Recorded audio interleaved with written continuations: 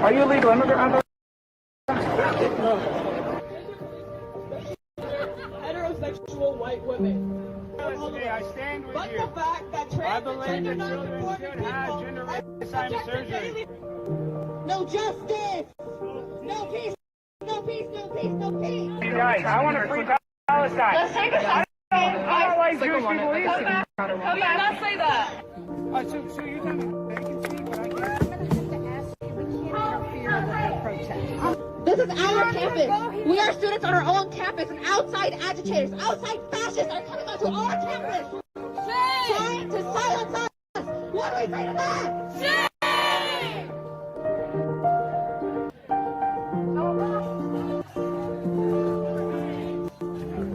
Listen, I'm not here to deal with a bunch of dumb administrators. UT, is that a good school? Is this a highly ranked school? Is this a high-ranked school? No. Are you a legal immigrant?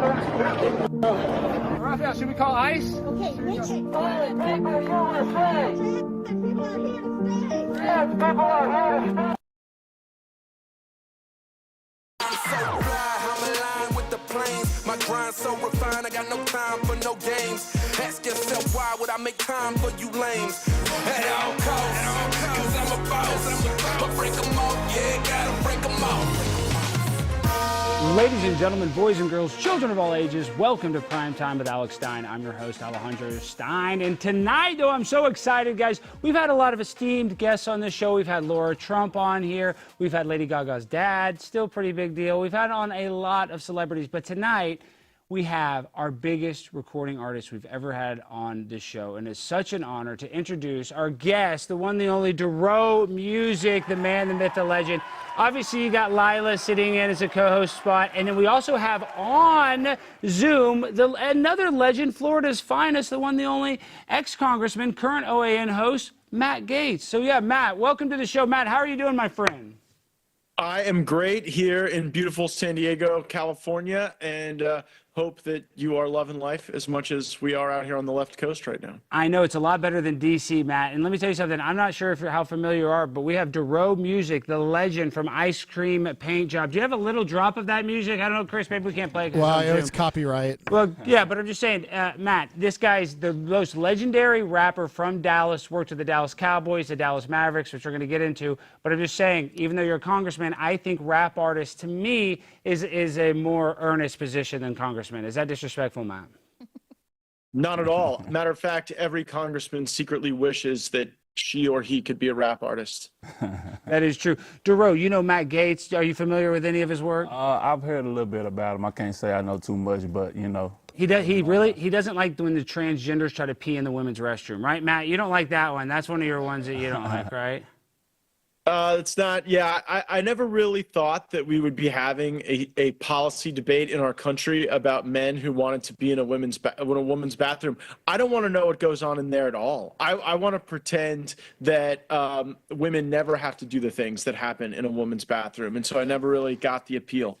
Yeah, no, it's insane that we argue about this. Also, Dorrough, though, we got the congressman, you know, he's really against transgenders and women's sports, which I actually, Matt, you know, I don't like that policy because when you perpetuate that stereotype, you ruin the ability to gamble on the transgender athlete and win money when you outlaw them. So that's what, see, Dorrough, these conservatives like Congressman Gaetz, he's like, oh, we don't want trans in women's sports. He's an idiot, no offense, Congressman Gaetz, but we can gamble on them. So why are you trying to lose my money, Matt? Why are you costing me all my money by outlawing trans in women's sports? I just think that if the frontiers of women's rights and equality and social justice in our country is watching a man like beat a woman's face in under the veneer of boxing contest, then you could just count me out, dude. I never really thought we'd get to this stage of the game. I think it's crazy. I think, by the way, the trans women are the people who are going to be in charge of the Democratic Party. Because the only people who are left who are Democrat, like we got the cool black guys, we got the gay guys, we got the Chads, and so the Democrats are left with the trans women and the beta males. And of course the pitbull adopting lesbians. But out of all of those, I'm betting on the trans women to actually be the most masculine force in the Democratic Party going forward. It's funny you say that because just women's rights, there's a women's march and it was led led by all trans people. I'm not even kidding. All the people that had the megaphones and stuff were literally transgenders leading a women's march. Now, that brings me to a very, good segue. They got a longer stride. They got a longer gait, Alex. They got a lot of longer stuff going on over there. But when it comes to AOC and Bernie Sanders, you look at the clips, it looks like they have some sort of momentum. Am I crazy? Am I smoking too much Delta 9? What's going on? It looks like they do have some sort of momentum if I'm just being unbiased. I think that AOC is the leading contender for the Democrats to be president in 2028. She's drawing the biggest crowds. We just got word that she just raised $10 million. She's definitely the best looking one. And I think that Democrats right now want to see someone who is young and angry and not a straight white guy. Like if you're Gavin Newsom, you're just too straight and too white for this party to elect you to be like their leader, their standard bearer. Gavin Newsom is either going to have to suck a dick or chop one off if he wants to rise as like a leading contender in the Democratic Party. Just my thought. I couldn't have said it better myself, and you are dialed in. Now, Matt, when it comes to this Blue Origin thing, everybody's freaking out. They're saying, oh, these women went to space. Now, I mean, I see Katy Perry, and then you look at her patch, you turn it upside down, it looks like Baphomet and all this weird. So I don't know how much you can see it, but what's going on with these women in space? I believe that women belong in the kitchen, not in outer space. What's your opinion on all that, Matt?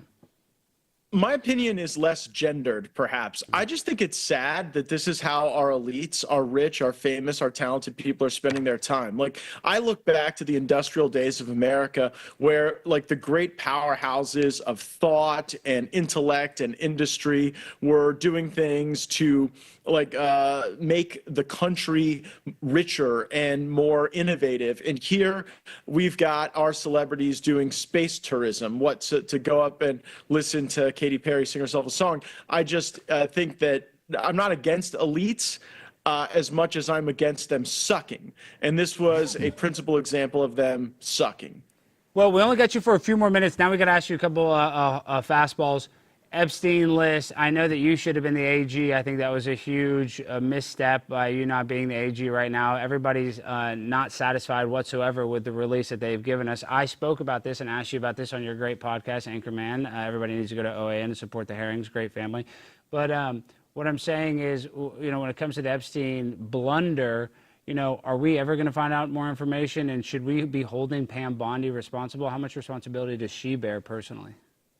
Well, I would release the Epstein files, and I think Pam Bondi will too. I think there are a lot of folks trying to get in the way of that, and I'm ultimately betting on the Trump administration's pretty sound record so far on transparency. But I think the far more interesting question is, what was Epstein doing and who was he doing it for? And you and I discussed this previously, but I think it's worth repeating for your audience.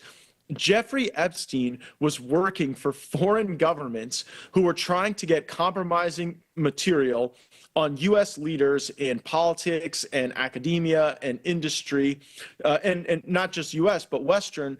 And I think what was going on in the world at that time was the Iraq War. And you had countries who really, really, really wanted the United States to be deeply involved in the Iraq War. And one of the tools that I believe they utilized was getting Epstein to get this compromat. He was a bad guy, certainly a weird guy, but the notion that he was acting alone and not at the behest of foreign interests is false. No, you're exactly right. And Matt, it sucks because, my good friend Tucker Carlson, my biological stepfather, and, a person I like a lot, Candace Owens, too, she and Tucker get accused of being actually the most repugnant. They call them an anti-Semite. And I know they kind of overdo that, but they actually have a serious coordinated attack against their character. And it sucks when you talk about Jeffrey Epstein and you say, hey, listen, it might point to this, or you look at the 9/11 incident and there's 28 pages redacted about Saudi Arabia. Like, my point is, why are we covering up for foreign countries? It makes me absolute money. I know money, but I'm not saying the reason U.S. officials took steps to conceal Saudi Arabia's direct involvement with the 9/11 hijackers is because we needed Saudi Arabia to buy and sell their fuel and their oil in U.S. dollars. And if that happens, if that switches, it has cataclysmic effects for the dollar that could result in austerity in this country that no politician wants to oversee. And so the petrodollar has driven U.S. policy on that question more than logic or reason. No, you're exactly right. Now, that was a very serious thing, but I brought you on, Congressman, because I hate to do this, and Dorrough, I respect you so much, but can you just admit to the Congressman this is a safe space? What was it like at the Diddy party that you went to? What was it?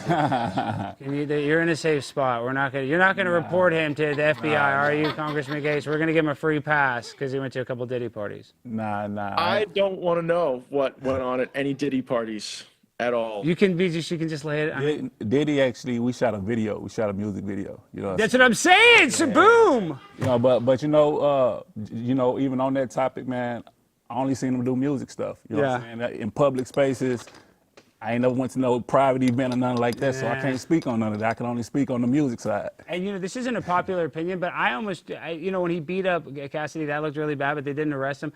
I think they might as well just free him. You know what I mean? I know that sounds crazy. It's an unpopular opinion, but if I'm saying free P. Diddy, Matt, am I smoking too much Delta 9 again? Am I on too many Delta 9 gummies when I say free P. Diddy? Yeah, I don't know that you're going to attract a real wide audience to that viewpoint. You certainly wouldn't.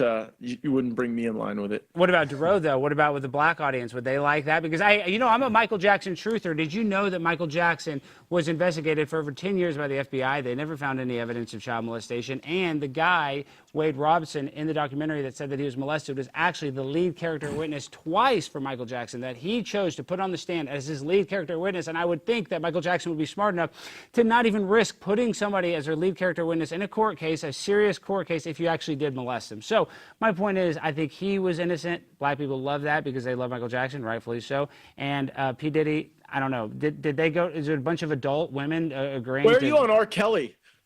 He peed on a girl. That's not good, but maybe she. You know what I mean? There's worse things that have been done. All right. What about Bill Cosby? Was the cause innocent rape. too? See, that's rape. See, that's like.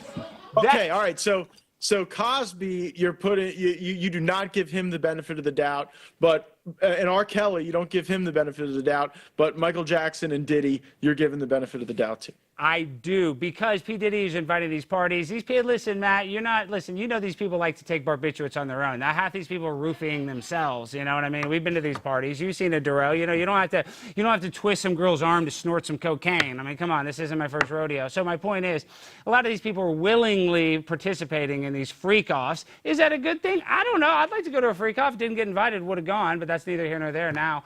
Maybe if I get him out of jail, maybe then I can go to a freak-off. So, all right, Matt, before you go. Alex, is this you trying to start your own freak-off environment, drawing your audience into the prospect of the Alex Stein freak-off? Would you wear white? Would it be white, or would you go, because you're so white, would you have all black outfits at the Alex Stein freak-offs? Well, Kanye West has a new black outfit that looks pretty interesting. Have you seen his new outfit? He's got a pretty interesting one. His is all black. All right, Matt. We asked you about the Epstein. We love Kash Patel. Is he doing enough, though? Last question. Is he doing enough? Or is it kind of tough sledding? Kash Patel is doing things you don't even know about to clean that place up and to make it better. He's crushing it. He's my brother. I back him 1,000%. This is the best duo we could have hoped for. I'm behind them. I think they're going to crush it for the country. And we're already seeing the results, man. The illegal caravans are turning around, and a lot of people are being held accountable. So we'll cheer them on. Well, all right, Matt. Tell the people actually real quick before you go, how can people find you and support you? You got a great new show, but you got multiple shows at OAN. I love OAN. Great network, great people. OAN's a great place. I've got the Matt Gaetz Show. It's on every night, 9 o'clock Eastern. And we've also got a podcast called Anchorman. We put it out on X at Matt Gaetz, and hope you'll join, subscribe, and be part of our community. Well, actually, though, real quick, though, how do you like, you just said you like San Diego so much, but it is kind of libtarded, though. I was being a bit facetious. It's crazy out here how they've surrendered to the homeless. I totally don't get it as a Florida man. Like, they treat the homeless like we would treat a bald eagle's nest. Like, you can't go anywhere near it. You can't disturb it. Like, in Florida, we just turn the hose on them. Yeah. And the notion that you would be in the wrong for turning the hose on the homeless would never be held by any jury in the Sunshine State. And so I've had to adapt, but it is cool to be able to be with patriots at One American News, and look forward to continuing to make my show for them. Okay, this is actually the last and final question. To compare being a congressman to now you're a TV host, isn't it better to be a TV host? Doesn't it suck being a congressman? You can just give us a 30-second answer, because you know everybody. It is so much more fun to be a TV host because I get to have great conversations with my friends and really smart people, and the people I get to bring on my television show are a lot smarter than my colleagues in Congress, and so I feel like IQ elevated just by virtue of osmosis. Well, thank you, Matt. Everybody needs to go support Matt Gaetz. And thank you. I know that we didn't agree on P. Diddy, but I think that there might be some evidence. I mean, Dorrough went to the party. Like, we're on P. Diddy's side. You know, you're not in a friendly zone, Matt. I mean, do you want to change your opinion before you go? First of all, if we had more time to spend on this, I would really push you more on the cause. You think those people going over to Bill Cosby's house didn't know what they were doing? Yeah, but he gave them Spanish Fly, and he gave them Rohypnol. You know, they're just having one drink. That's you just said you believe people take their own barbiturates. Yeah. But what do you have against Dr. Huxtable? Listen, I've been on those text chains. You know you're going to a freak off. You're not going to the Diddy party to go do Bible study. You know what I mean? With Bill Cosby, you're going up to his hotel room. It's one-on-one. It does seem a little more predatory than a party where, listen. One-on-one? You going up to the Cos's room with the Cos one-on-one in the 90s? You don't. All right, man. Look, hey. I trust the justice system to resolve these questions. It's interesting where you choose to draw the line. Bill Cosby's free. I went and saw a stand-up the other day. It was great. It was great. It was like $149 for the ticket. But yeah, Cosby's doing great. When my career as a television host is over, I'm going to follow the Cause's college tour like it's the Grateful Dead. Yes, and they have the good legal weed in California. Stay off it. All right, thank you, Matt. Keep up the good work. See you guys soon. All right, Dorrough, can you believe that? I didn't realize that I just exposed you for being at a Diddy party live on the air. Nah, it ain't. You know, everything is already out on the internet. It wasn't a party. It was a video anyway. We did music together. You know, but you know, I'm a rapper. You know, we that's what we do. We rap. Of course. And I would do music with Puff Daddy on a serious note. He's literally arguably one of the greatest artists of all time when it comes to this industry. Sure. Yeah, no, I'm not on the whole wave against him or for him. You know what I'm saying? You know, at the end of the day, I know him the way that I know him, and that's on some music. Yeah. And like you say, he's one of the greatest of all time, producers and everything. What he do in his personal life, that's his personal life. Everybody got their own personal life. What he do there is there. But on the professional side and the music side, you know, he definitely one of the ones that you know, opened up the game, the rap game for pretty much everybody that do music. Yeah, he really kind of turned it into like this pop, you know, thing when it comes to Biggie Smalls and just that music. It really just, it changed the whole landscape of music. Wait, Jimmy, what were you yelling about a $20 super chat? Oh, yeah. Bad Buddha said, will Vegas become the inaugural Alex Stein freak-off? Yes, we are going to be having a freak-off April 27th in Las Vegas. Get tickets at tinyurl.com/chatratvegas. And yes, we're going to be doing a freak-off in Las Vegas, April 27th. I tell you right now, that's you. I ain't there. But no, Dorrough's not going to be there, even though you are invited. You are invited. You can be the guest of honor. I appreciate you inviting me to the show. Well, you know, I mean, you know, it's going to get real freaky. So, you know, unless you're really, really freaky, you know, it's not for amateurs. You need to be a professional freak to come enjoy this. But, guys, speaking of not being freaky, a father tells his son the greatest story ever told. And what begins as a bedtime tale becomes a life-changing journey. Through vivid imagination, the boy walks alongside Jesus, witnessing his miracles, facing his trials, and understanding his ultimate sacrifice. The King of Kings invites us to rediscover the enduring power of hope, love, and redemption through the eyes of a child. This film has a high-profile cast of voices to include Oscar Isaac, Pierce Brosnan, Mark Hamill, Kenneth Branagh, Ben Kingsley, Uma Thurman, and Forrest Whitaker, to name a few. There's also beautiful animation, and it is the perfect film to enjoy with your family this Easter. To watch this film, go to angel.com/Alex. That's angel.com/Alex. Was Jesus white or black, Dorrough? Who knows? It's energy. A source of energy is what. I agree. So, are you religious? Because this is my thing. Is I'm very spiritual. I obviously believe that there was a creator, but I think a lot of these organized religions have been hijacked. You know? For sure. So what do you kind of? Yeah, I believe in I'm a spiritual energy type thing. Like, you know, religions. If a person is religious and it's making them a better person, I'm all for it. But as far as just like pushing it and making people be that, and if they not that. My thing with religions is people who, if they're not your religion, then all of a sudden they're evil or they're opposite. So I'm not with that.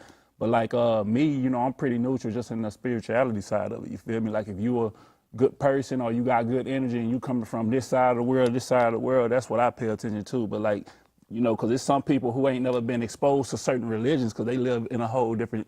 Yeah, they just don't know that They don't culture, even know. yeah. You know what I'm saying? So you know, I grew up.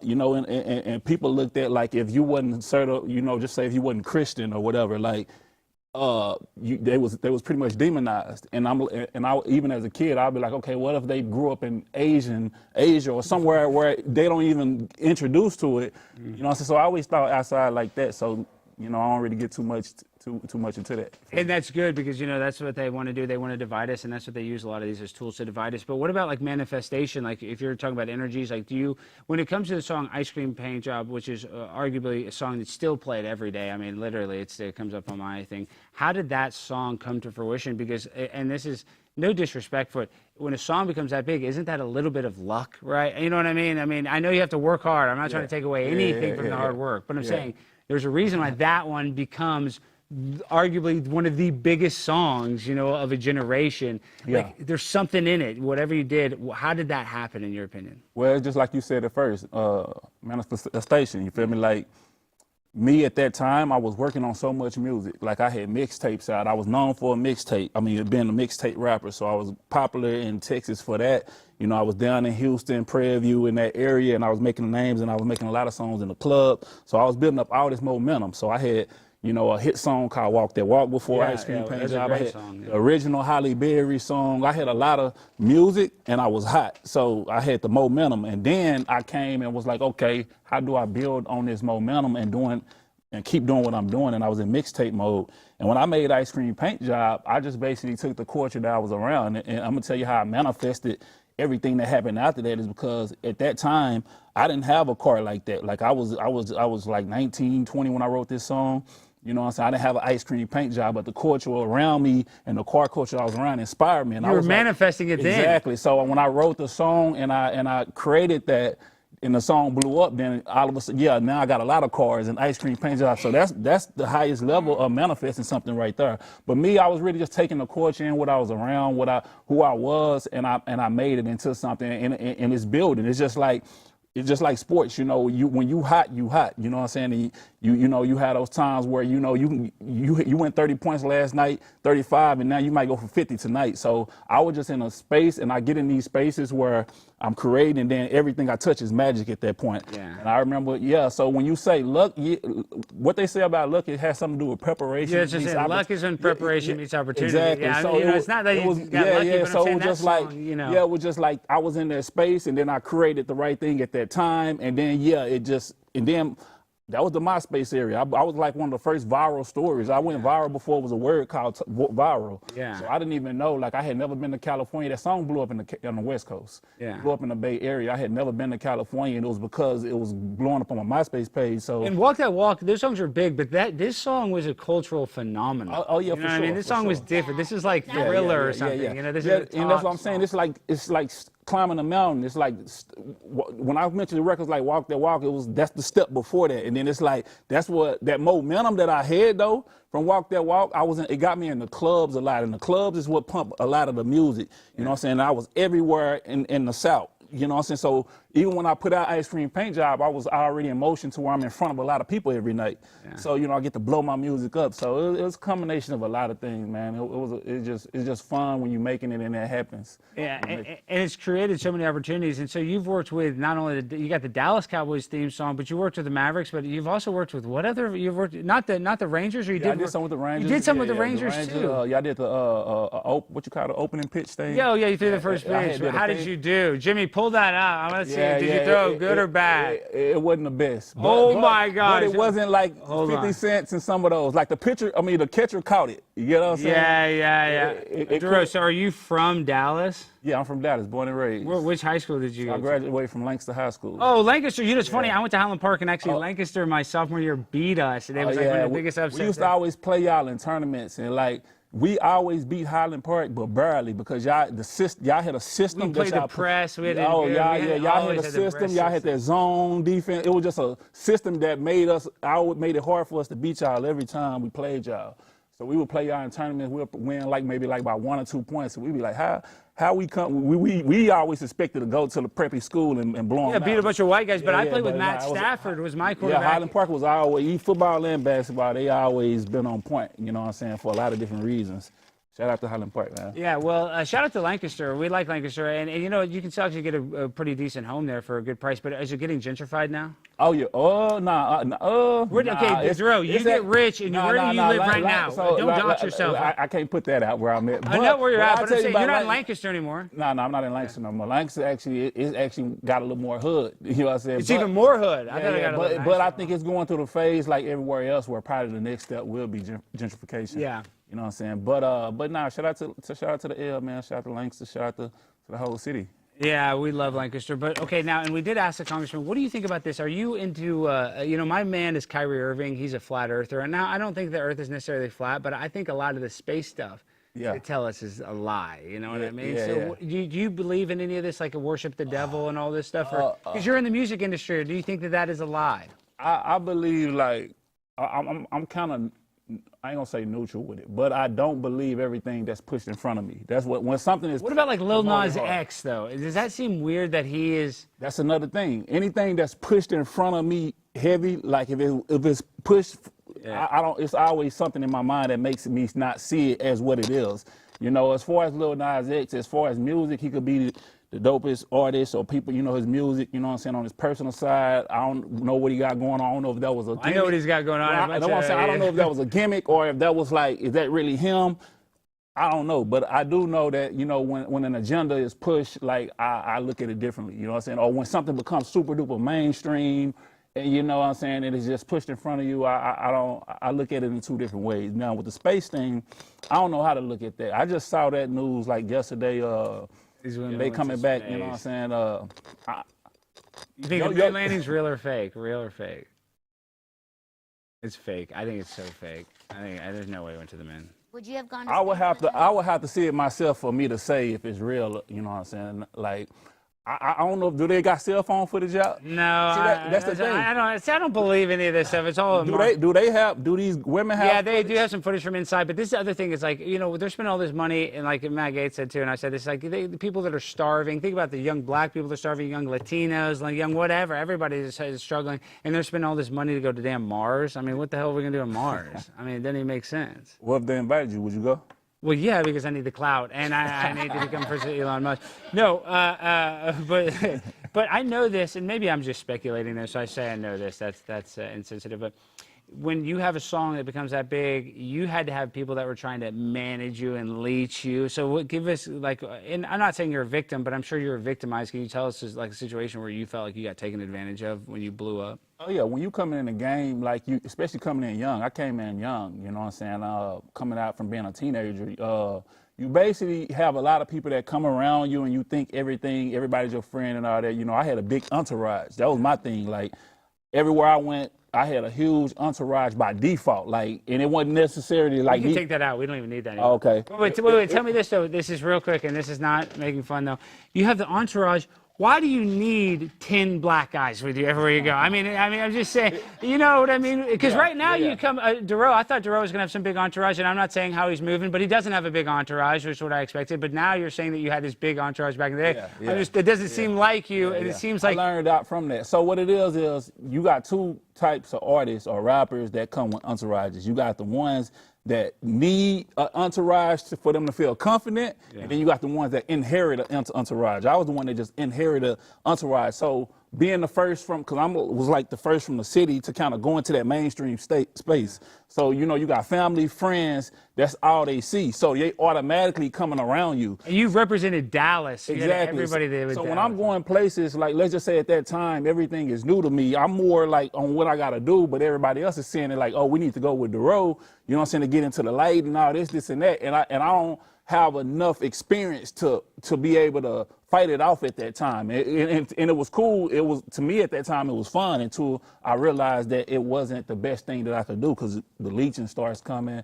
People, you know, actually kind of, you know, want your spot type situations, a lot of that. And as you mature and you get old, you grow and learn, and you start dissecting it. And I got rid of a lot of people because I needed to, you know what I'm saying? And then the people who were actually legit are still around. Yeah. You know what I'm saying? So it's just, that happens. Fortunately for me, it happened young, and I was able to pick it up young to be able to, you know what I'm saying, still be here to this day, you know, able to talk about it. Yeah, you took your lumps when it was, you know, you could kind of heal from it easier. Facts. So now you love the Cowboys. I love the Cowboys. I'm a Dak Prescott fan, but I think that when we talk about CeeDee Lamb, Dak, great players, they're taking up all our cap space. You know, the Cowboys are just so unaggressive in free agency. It makes me sick. So Yeah. that has to make you frustrated as a fan that the Cowboys aren't more aggressive, like the Eagles getting Saquon and all that. I mean, that's one aspect of it. We're not being aggressive on that side at all, but that's not the Cowboys' biggest problem. And while we haven't been winning all these years, like, we always hit the talent. Like, the biggest Cowboys problem that we've been having that nobody ever talks about is the star itself being is too Hollywood. You know what I'm saying? So what happens is, when you're just say you're a college player, you're a star, you get drafted to the Cowboys. The moment you are drafted to the Cowboys, before you even play a game, you're a super duper star. And what that does to anybody, it don't matter who it is, it kind of makes you less hungry. One, you know what I'm saying? You get spoiled by that, and then at the same you don't have the same hunger of a person that has to fight to become a star.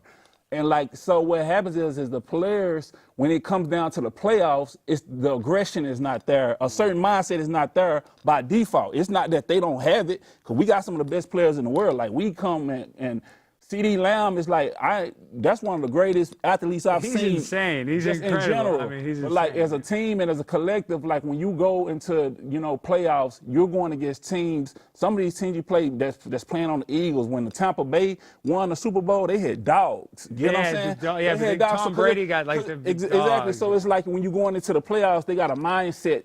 The dogs have a mindset like, this is my chance to become a star. This is it right here. And when you have that mentality, you play different.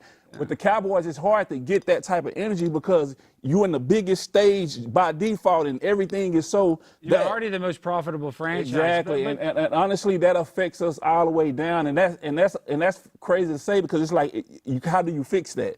And we kind of like a victim of our own success. Like the business side of it. Jerry Jones was so successful and built so much of a world that's profitable, and the way he built it, that it hurts us on the football side in the long term, in the late rounds, like the playoff type. It's thing. like Tony Romo going to Cancun with Jessica Simpson before the playoffs. Exactly. I mean, and we had such a good team. That good team. We had Terrell Owens. We had even Patrick Creighton dropped that pass. Shout out to Tony Romo, because he got a lot of flack, but Tony Romo was one, man. By stat wise, on paper, he was a great quarterback. Dude, and he played some games with broken ribs. The guy played when he was barely hanging on by a thread. The guy risked his life. So I'm a big Tony Romo fan. I'm a big Dak Prescott fan because I liked him. I went to LSU and I saw him play in college against LSU, and he whooped their ass at Mississippi State. And I was like, who is this kid? We didn't expect him to win, and he just went in there and won the game by himself. Dak got a cold story, just, you know, his whole coming from, and what was like, fourth rounder or something like that. Yeah, like, fourth round. Yeah, like, and being in the and spot. we drafted somebody else at the beginning of the fourth round. We had 2 picks in the fourth round. He wasn't even our first pick in the fourth round. That's what I'm saying. So his story is dope, and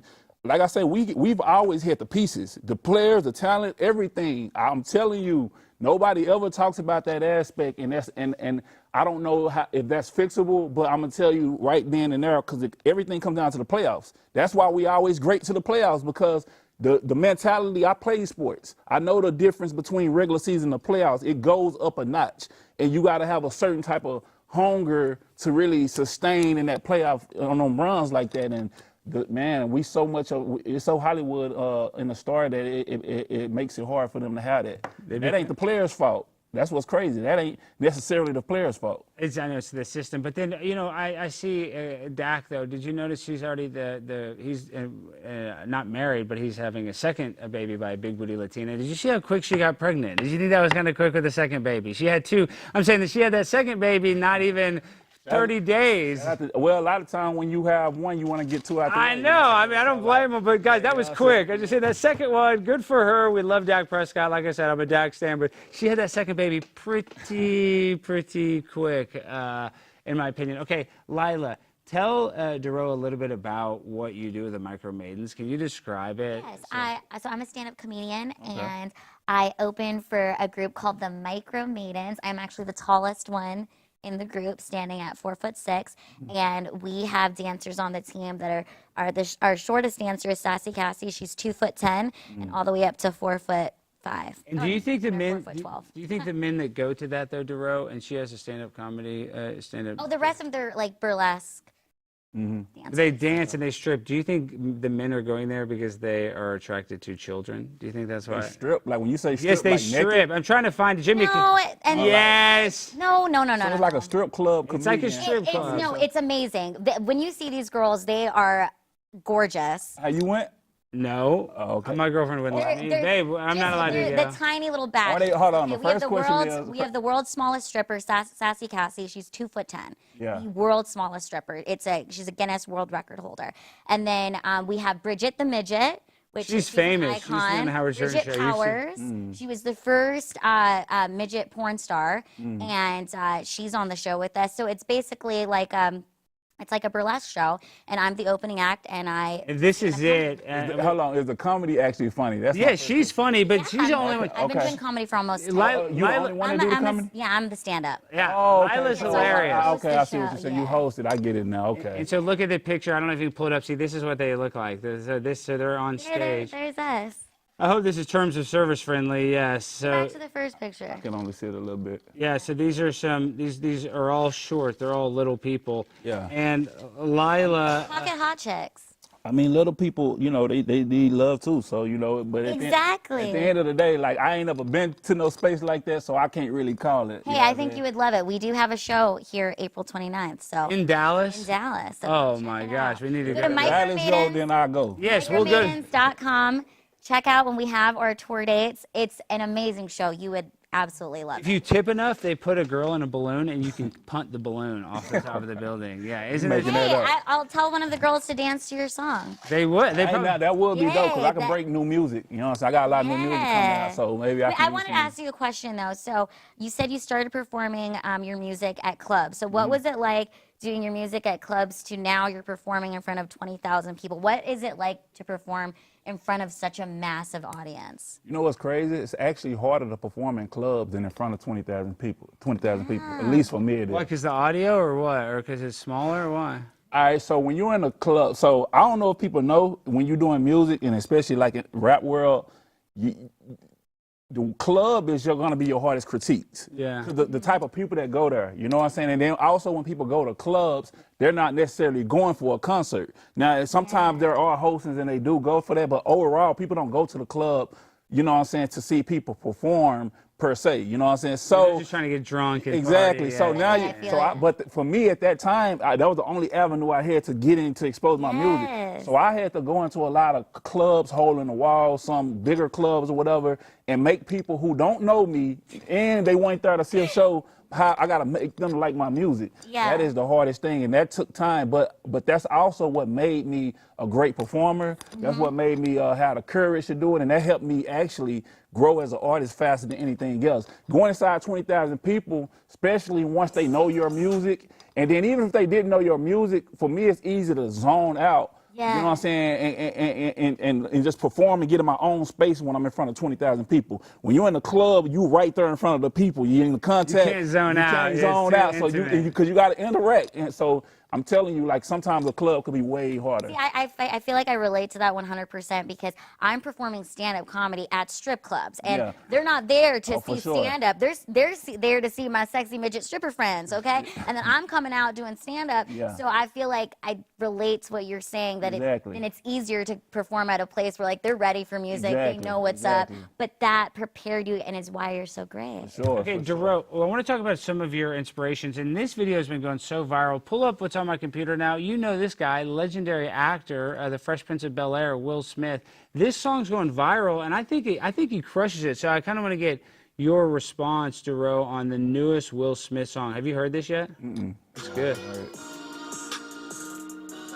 I know that I be on some other shit. I know that I'm different. I be on some y'all don't understand it. I don't mention it. Made it to the top of Hollywood without a membership. Killed them in July, then I switched to my December shit. I be overcoming shit that y'all be having trouble with. Let them run their mouths. I mean, really, that's what come with this. They built a wall, but I'm jumping it and loving it. They want me to be done with it, but I'm still having fun with it. Writing songs, writing checks, writing history, righting wrongs, but I'm still right mentally. I go to sleep and my ancestors visit me. They surrounded me, gave me the vision vividly, gave me a lion to protect me in this industry. Now I just walk and he chewed through my enemies. Feel like I'm just getting started, they tried to finish me. I'm like the universe, infinite, there's no end in me. That's good. This is the bounce back. Watch Will, y'all. This is the bounce back. Okay. Yeah, he's getting it. We got a minute left, but though he crushes it, I think. This is the bounce back. With these mics, I feel like I'm Customato. 100 rounds of life, but still boxing my shadow. Yeah, I took a knee, never threw in the towel though. Hip hop's Messi, Neymar, and Ronaldo. There we go, soccer live. Scored on these boys. I done won damn near every single award on these boys. Sold out movie theaters and even tours on these boys. Feeling like a mop wiped the floor with these boys. Yeah. People ask me how I do it. I just bite off more than I can chew. Then I chew it. I love that part. Hold on. The first thing I noticed is his team. Shout out to his team. Maybe it's his nephew. Shout out to K. Smith. I know his nephew, K. Smith in L.A., but he got some people around him that's telling him to pop his shit, basically. You know what I'm saying? And he also may be feeling that, too. He got some people that's, like, giving him a necessary flow. Those probably his words, don't get me wrong. Yeah. But I can see they helped him, you know, kind of organize they're giving him the, you know what I'm saying, what the culture to come back into. But there's nothing wrong with that, because that's hard to rap that. That's what you should do, especially if you Will Smith. Yeah. So I commend that, actually. And then I can see that he actually enjoy rapping, like he in that bag. And Will Smith actually got some records. He got some hit records, you know what I'm saying? Are you kidding? Dude, Fresh Prince of Bel-Air was one. I mean, dude, that was huge. Dude, parents don't understand. I like seeing people get into the space that they started in. And you know what I'm saying? Like, I know he's more known as an actor, but he started as a rapper. So to see him go back into that space is dope itself. And that, he came with some bars for sure. And he was using shit, though. And remember, he was famous for saying, I don't need to cuss to sell records. Yeah. I'm glad he took that mask off. To me, you can't, you know, that's the worst place to be in when you have to be a clean rapper, and you know what I'm saying, that's not necessarily who you are. Now, he is a clean rapper, but don't know everybody curse, or if they do or don't curse, and if they say they don't curse but they do, it's hard to go live life, and you gotta make clean music. Yeah. So he actually smart for, like, just, hey, fuck all that, like, just being genuine. Be genuine, man. Like, you don't gotta be the worst, you know what I'm saying, but, like, just it needs to sound authentic, and that sound close, like he's getting to that point, and I'm glad to see him rapping. Okay, well, now speaking of Will Smith, you know, one of the legends, a guy that I like too, that's just is in so much hot water. What do you think about Kanye? I mean, what is your? I mean, what do you mean? Yay! I mean, yay! Yeah, and you've worked with Ye, haven't you? No, I haven't worked with Kanye. Oh, I thought you have. I thought you had. Okay, I apologize. Yeah, he's one of the few I haven't worked with. But Kanye is an interesting person on both sides, as a music artist and as a human being. The one thing I can say about Kanye is he always have an angle. Like, whatever he's doing, he knows what he's doing and where he's going. So it's never as random as everybody think it is. That's the one thing I can say. Like, whatever, and a lot of times I don't understand exactly where he's going with it, but he always get to that end goal, and I'm always say, okay, I can see why he did that, and I can see where he's going with it. And so whatever he do, when I see it, if I don't agree with it, I don't agree with it, but I know he got some type of strategy of why he's doing it, and it's gonna reveal itself. So with that being said, that's what makes him interesting to me, because there's an end goal, and it's not as random as it looks. It's not just him spazzing out. Like, I don't think he's the type of crazy that people is putting him on. I think he's the type of crazy that's on the genuine side that may change something in a good way. And you know what I'm saying? But he's an artist. But he's an artist. But the thing is, dude, when it comes to, like, Michael Jordan, obviously Michael Jordan's a great basketball player, but the clothing line that he created is arguably going to be, you know, the Jordan shoe line is going to be the biggest shoe line that was ever in existence of, you know, any, you know, athletic wear. But I would say, and maybe I'm wrong, somebody's going to, you know, correct me, Kanye West was like #2. I mean, when he went Adidas lines, that was like the second biggest shoe. And that's a perfect example of what I'm saying. When Kanye first went into fashion, nobody saw him doing what he did and do in fashion. You know, because, you know, they try and put, you know, they're going to put somebody in the box. So he's an artist, like, you know what I'm saying? But he actually did phenomenal stuff and do phenomenal stuff in the fashion world.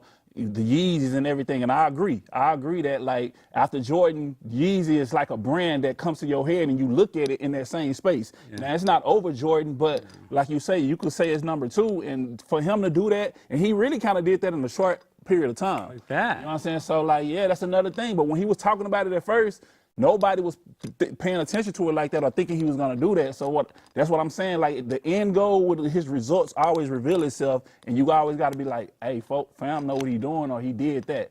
Now his tactics are crazy. The one thing I don't like is what he said about Jay-Z kids the other day. That's the one thing. Like I don't think you can take back. I didn't even see what he said. What he said. Yeah, we don't have to repeat that. I didn't even see that. Wow. And I keep up with Kanye. You know, some stuff obviously goes through the cracks, but it's just crazy to think about a guy like that. Do the Kardashians bear any responsibility? And I know that sounds crazy, but like it's weird.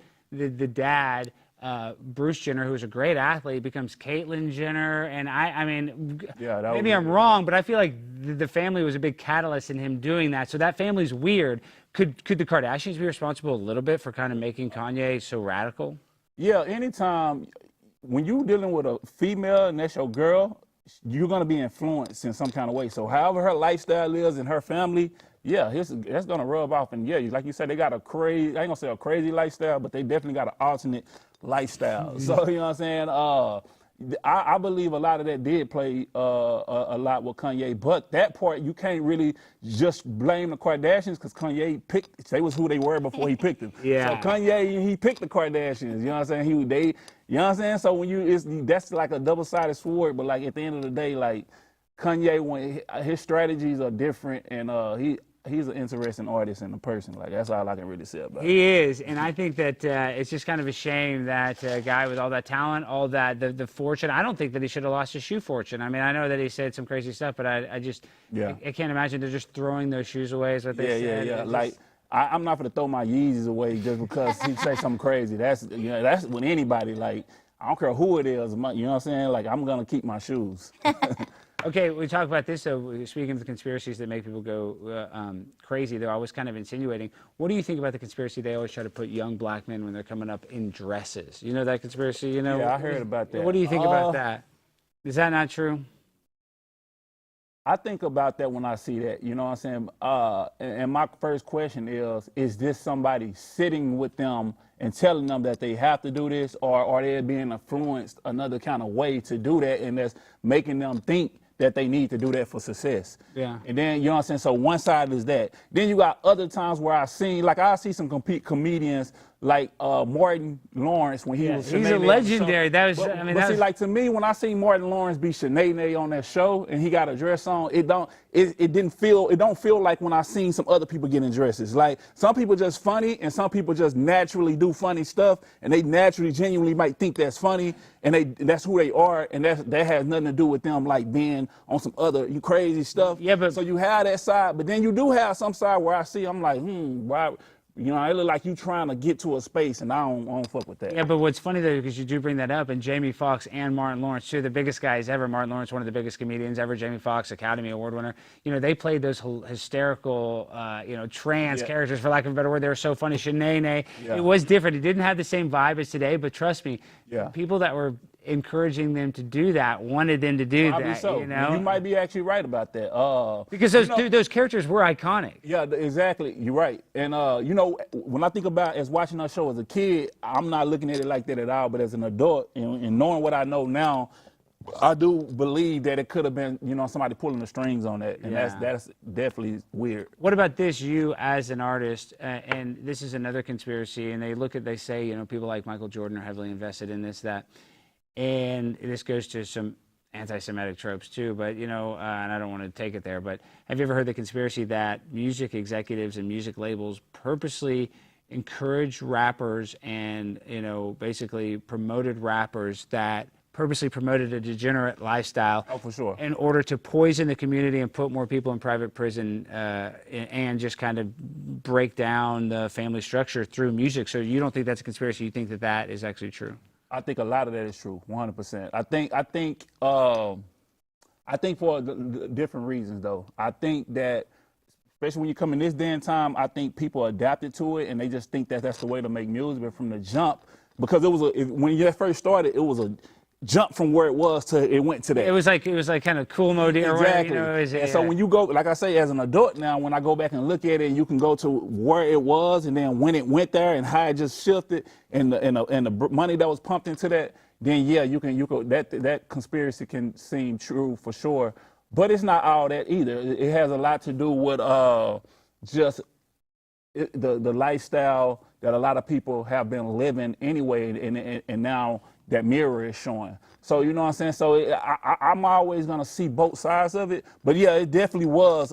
You know what I'm saying? Like, hey, whether it was the poison, poison the community, whatever it was a group of people that invested into that. It's called social engineering. Social engineering. Yeah, that's it. Definitely was some social engineering. Now, for the reason that is, that's neither here nor there, boy.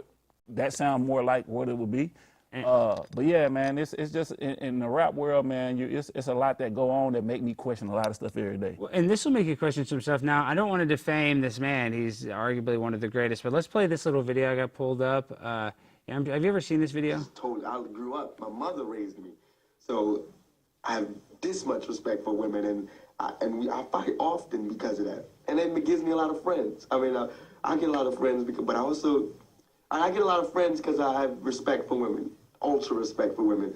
But then, like, I was liking this girl in Tam, and I'm extra nice, you know, extra gentleman. I'm extra just like, oh, you're beautiful and you deserve the best. And she told me I was too nice. I couldn't believe it. It wouldn't work because I was too nice. Okay, just real quick though, and the people are calling Tupac zesty. I'm not saying that. But that guy I got shot 5 times and I'm still breathing, living proof there's a God if you need a reason. I'm saying this was the most thug of all thugs. I mean, dude, Tupac was the #1 guy. And then you find out he went to theater school, and right there he was, the girl didn't like me because I was too nice. That kind of doesn't seem like the guy that smacks bitches for talking back to them, you know? So if you would have asked me that question when I was younger, I would have been on your head. Yeah, you would have beat my ass. Yeah. But as an adult, to be real with you, and then especially what I've learned in the rap world and seeing rappers who was this and that, and them, it's a lot of pretending. And like, you know what I'm saying? Now, the reason why, you know, Tupac, I give him kind of a pass because even his whole career, he was young his whole career, even when he passed, and he probably got past that stage, but he did go through a phase where he obviously figured that he needs to cloak into something else to be, you know what I'm saying, what he wanted to be as a rapper. And so if you basically saying, do I really feel like Tupac was a thug that he betrayed, I'm gonna say no. You know what I'm saying? But do I think Tupac was this phenomenal mindset and, you know what I'm saying, real, what's the word I'm looking for? This type one of the most talented guys ever. Oh, for sure. Like, because his music, his storytelling, like all that. Oh, he's top tier. But do I think he was the actual character he portrayed? I'm gonna say no. Yeah. I think that's a correct answer. Drake, I love his music. He bought a house here in Texas, but you know, Kendrick's just going after him, calling him all kinds of stuff. I don't think he's a pedophile, but what do you think? What do you think about all that? I don't think Drake a pedophile, but if you're Kendrick and you're in a battle, you're gonna go for the stuff.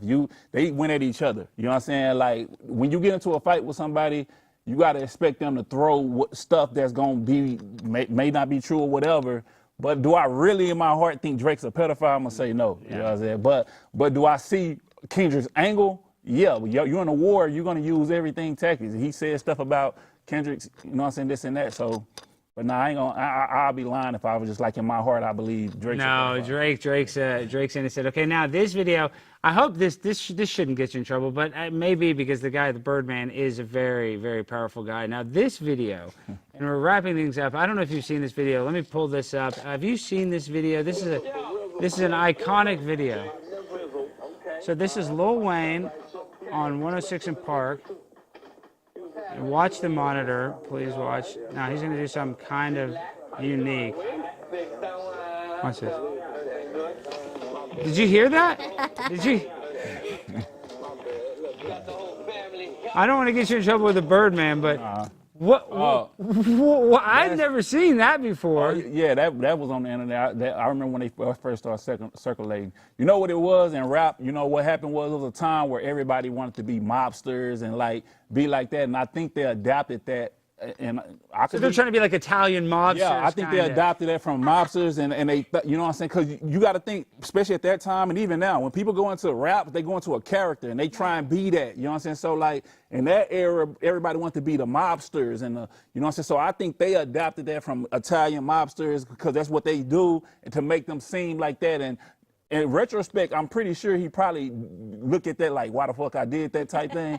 Do I think Birdman or Stunner was on some gay shit? Nah. Like for real? Nah. But do I think that was a bad thing to do? Like you shouldn't have done it? Nah, you shouldn't have done that, bro. Like if I was on this team, like, nah, you know what I'm saying? But I can tell you the mindset. Like they're thinking they're on some Italian mobster type shit. And they're trying to show their loyalty. Yeah, you know? exactly. Like, to them, it's a pure they're trying to show something that, like, now we looking at it look crazy. It look crazy. Yeah, they're kissing on 106 and Park. It's pretty wild to say the very least. But, Yeah, you know, we talked about so many subjects. We've talked a lot about the rap world. But where are you politically, though? You know, I don't want to get you in any hot water there. Like, and you don't have to have some hot take. You don't have to love Trump. But, like, what is your opinion on Trump and what he's doing for America? You know, it doesn't. I don't care if you like him or dislike him. So you got to, whatever opinion, no judgment-free zone. Yeah. Nah, on politics, I'm pretty neutral with everything. I never like get swayed anyway because I know at the end of the day, I'm gonna have to do what I'm gonna have to do to survive and live how I gotta live anyway. But you know, like Trump, like I don't see bad things about Trump. Well, all the rappers used to Nelly. They all used to mention Trump. That's what I offer to go to. Like before Trump went into politics and was he was on the rap side. He was the coolest. He was in. I can think about 10 songs where he was a punchline. And if a rapper used your name as a punchline, it's a badge of honor. Yeah, badge of honor. You know what I'm saying? Yeah. So and I was like that. So when the Trump hate first started, it's the same thing that happened with Diddy though. Like the Diddy train, you know what I'm saying? They went crazy, and people on that going hard on him. But Diddy was always a loved rap. Some people in rap people didn't like. So if they got into that light, people would be drawn. But people hopped in, they got on that. But same thing with Trump. Like everybody loved Trump, and I haven't seen nothing that Trump really did that made me feel any kind of way to where I'm like, I don't fuck with Trump or like that. I seen him do some dope stuff. Like to me, when it come to business and that side, like he on point. I always been, cause that's why we rapped about him. We always looked at him as a money guy, like he know what to do with money, this and that. But everything else, man, people gonna have the way they feel about different things. I don't never get too swayed to that. You know, you look into any side of politics on anything or anytime, you never gonna like everything somebody's doing, no matter what. On the red side, blue side, they might need to make a purple side. You know, the best of both worlds. You know what I'm saying? Speaking of colors, now I'm going to say probably the most racist statement of the show. And I'm very good friends with a guy by the name of Charleston White. I don't know if you're familiar with Charleston White, but Charleston White is actually, you're kind of similar to Charleston White, and this is going to sound bad, but I mean this is a good thing. Dallas blacks are better than other blacks. I'm gonna take that as a compliment. That is, I'm just saying. But guys, black guys from Dallas are more normal than like a New York black guy or a California black guy. Yeah, I think growing up here in Texas, you kind of you're kind of like in a melting pot in a one way, and you're exposed a lot. And me, I grew up in sports, so like I kind of grew up around so much that you know what I'm saying. We just got a different type of understanding of the world, and like we see things just differently. Like I never see why people be tripping over the stuff they tripping over. But Dallas, like people have manners here. You go to these other states, people don't have manners. Yeah. You know That's another thing. Yeah, so we grew like me.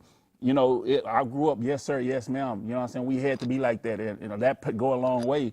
So in the South it's just different, and Texas is different. Dallas Fort Worth is a different place. It's a different place, and people got sense. Okay, before we go, Dorrough, tell the people what do you got coming out? How can they support you before we end the show? Man, I got a lot of new music coming out, man. I would say first of all, follow me on Instagram. SIX363, or just type in Dorrough Music. That on Twitter and Instagram, because that's where I can keep people updated. Yeah, that is the best social media platform to interact with the audience. The new music, I can't really tell you no date on it, but it's coming for the summer, and we in the lab every day. We're doing a lot of shows right now. I've been in and out of town. Did the Dallas Cowboys rip you off when they signed your music, or did they pay you? They gave you a good bag. You see, I got the ring. You got the ring. I know, but sometimes they give you the ring. Look at this ring. Damn.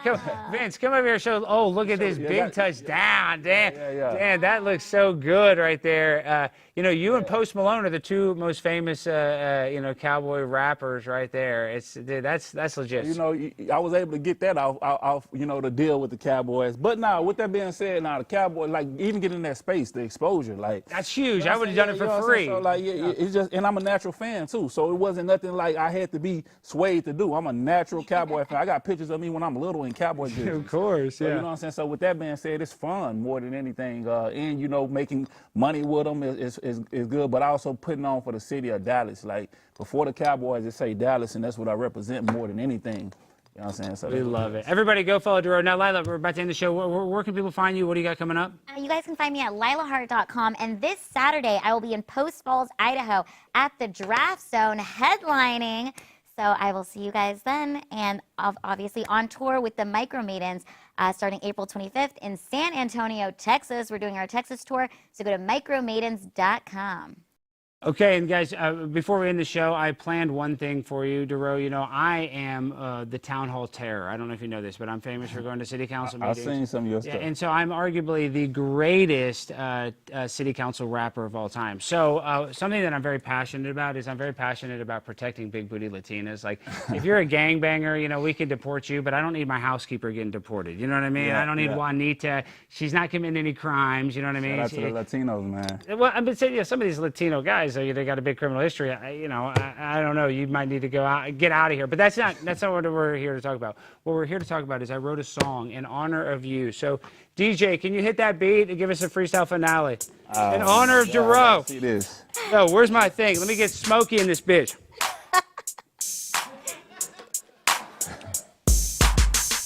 Let's get it. Prime time, 99, and Dorrough. Now you know. Don't be a bitch or a hoe. Big booty Latinas, you can't stay. If you disagree, bitch, you are gay. Big booty Latina, don't answer that subpoena. You ice jerks, go to hell. Every big booty, I'll make your bail. Big booty Latinas are the best. Big booty Latinas pass the test, that's right. You got that booty for the pass. Mommy, shake that ass. Hey. You can't stay in class. Hey. We ain't gonna deport that ass. Cause it is way too spicy. Make that beans and ricey.